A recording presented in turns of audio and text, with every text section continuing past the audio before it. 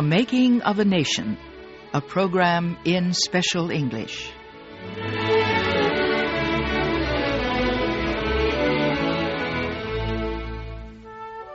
President James Garfield was shot and seriously wounded in the summer of 1881. The man who shot him said he supported the political group that supported Vice President Chester Arthur. The gunman was found to be insane. But some people were ready to believe the worst about Vice President Arthur. They knew that many of the Vice President's political allies disliked President Garfield. They thought the Vice President might have helped the gunman in some way. I'm Kay Gallant. Today, Harry Monroe and I tell what happened after President Garfield was shot.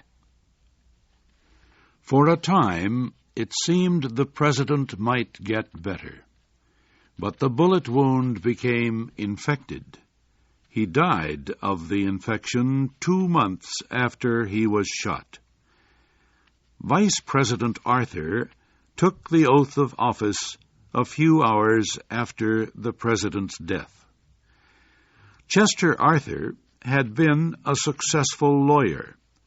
He had worked in politics for a number of years, but he had never before held an elected office. Many Americans questioned his ability to serve in the White House. One person put it this way: Chet Arthur, President of the United States? Good God! Almost everyone feared Arthur would be a tool of a Republican Party leader in New York, Roscoe Conkling.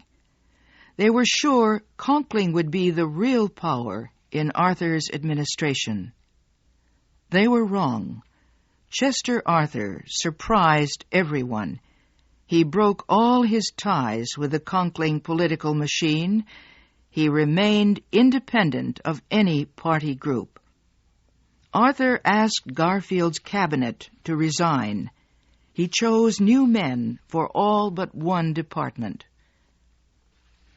In his first message to Congress, President Arthur asked for changes in the way government jobs were filled. He proposed a new civil service system that would let ability, not politics, decide who got government jobs. Republican Party leaders opposed these proposals.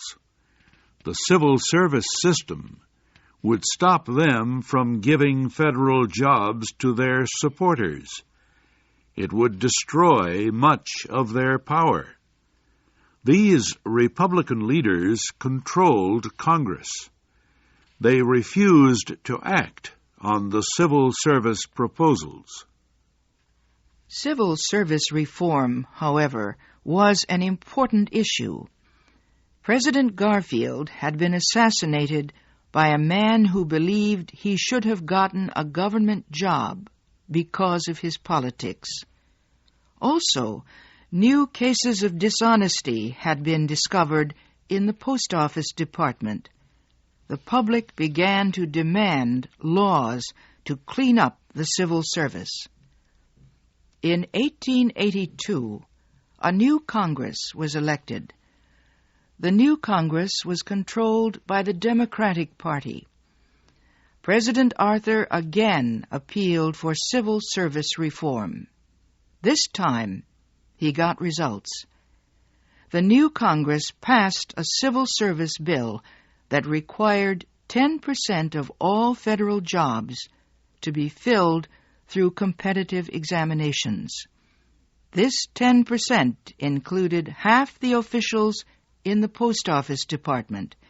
It included most workers at federal customs houses.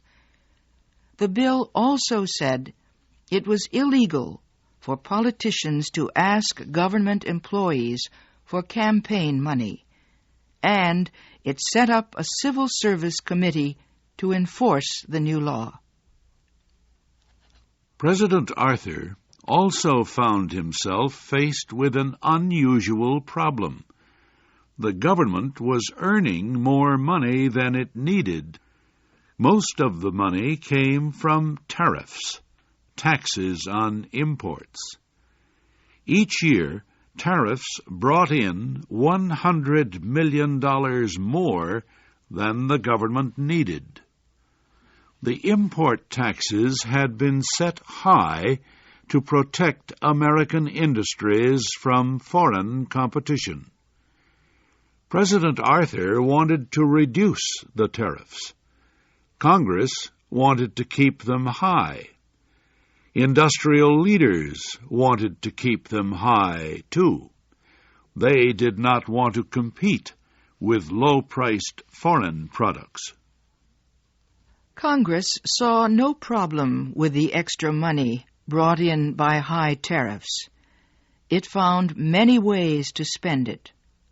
For example, Congress raised payments to soldiers who had fought in the Civil War during the 1860s.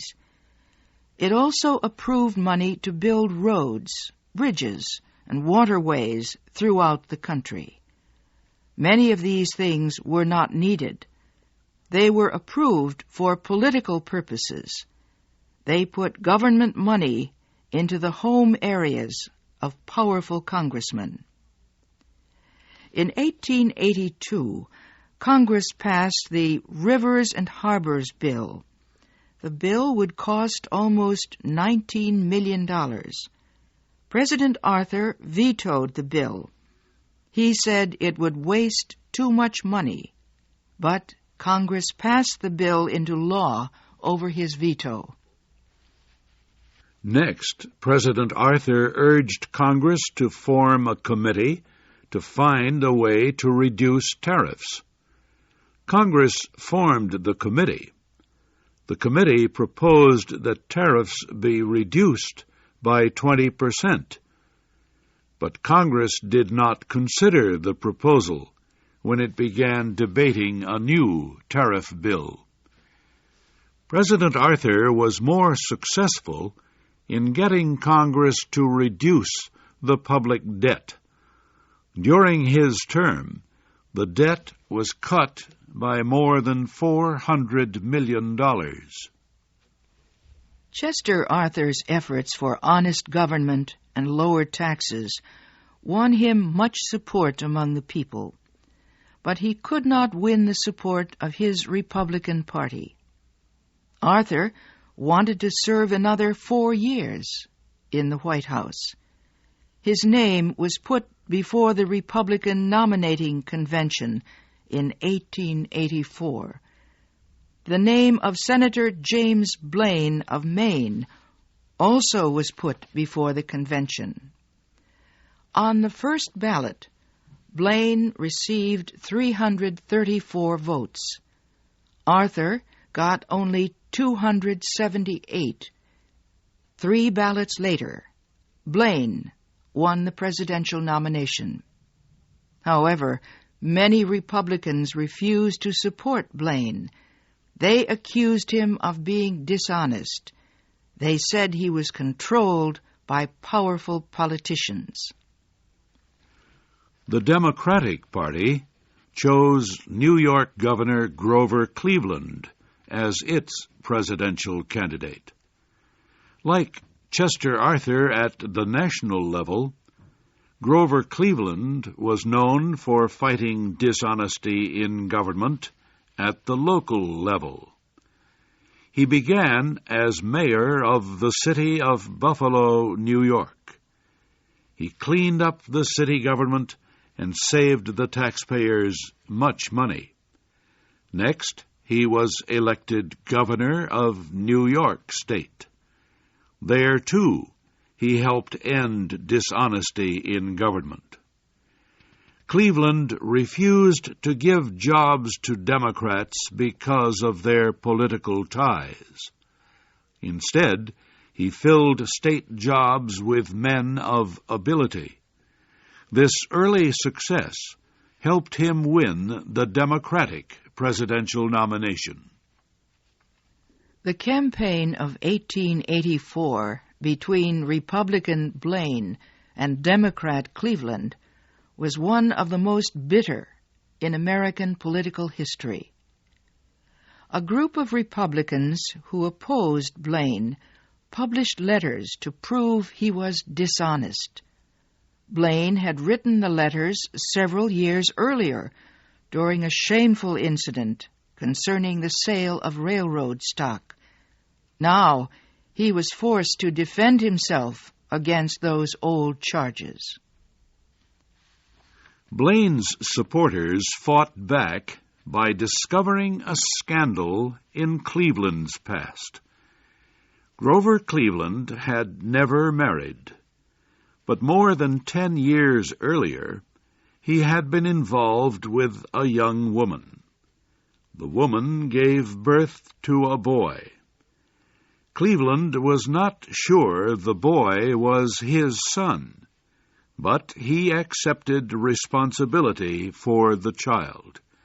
He sent money to help care for him.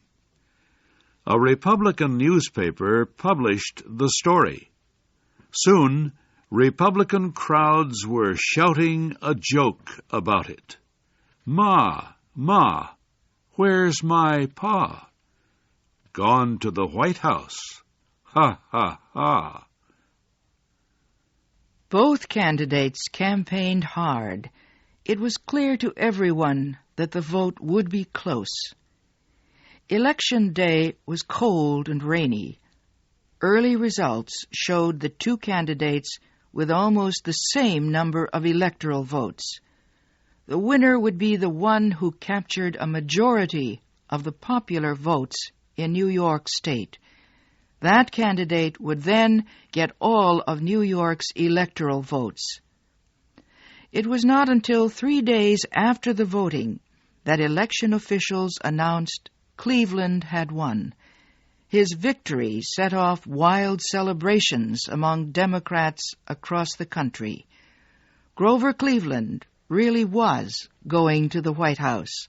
Ha, ha, ha. His election would bring some important changes to the country. That will be our story next week.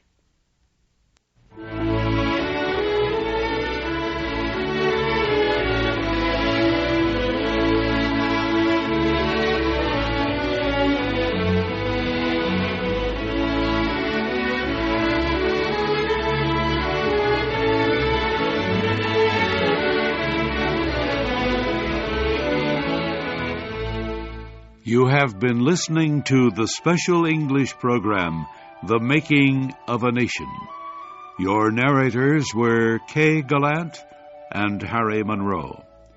Our program was written by Frank Beardsley.